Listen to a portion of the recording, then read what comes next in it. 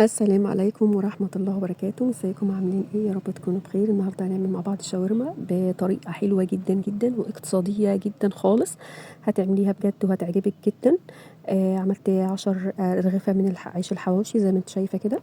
انا معايا هنا معلقة سمنة وحطيت بصلتين كبار مفرومين، تمام. وبعد كده اول ما بيتبالوا شوية ببدأ احط عليهم اللحمة المفرومة، هو ربع كيلو من اللحمة المفرومة.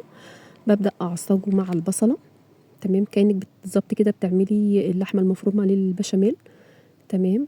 وبحط البهارات بتاعتي، الفلفل الاسود والملح وبهارات لحمة. خلاص انا حطيتها وافضل اقلب كده شوية لغاية ما تتعصج معايا. وبعد كده اول ما بتبدأ تتعصج كده شوية بحط معلقة صلصة كبيرة، بتدي طعم حلو جدا جدا للحمة. وبقلبها معلقة صلصة كبيرة وبقلبها كويس مع اللحمة. انا كده هي تمام معايا. بعد كده جبت بطاطس عشان يتزود الكمية معايا وبتدي طعم حلو جدا، وبدأت اقليها.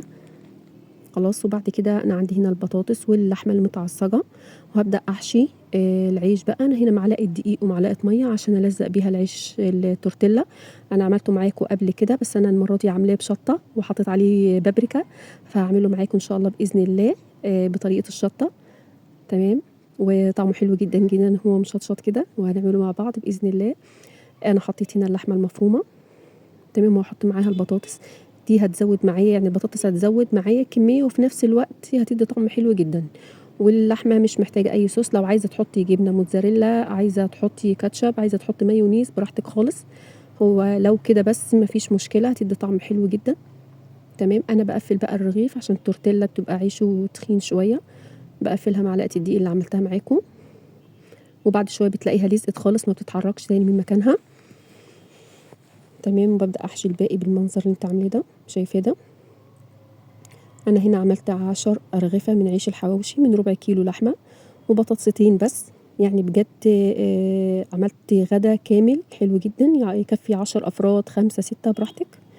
ممكن تعملي معاه رز، مكرونة، صلصة، سلطات بس الطريقة حلوة جدا جدا بجد، حلوة خالص وموفرة معاكي. يعني لو معاكي ربع كيلو لحمه مفرومه عندك في التلاجة ومحتاره تعملي ايه، بجد الطريقه دي حلوه جدا جدا، كمان الاطفال بيحبوها.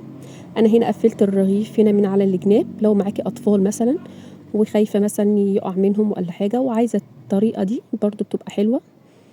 وبقفلها برضو من على الجناب،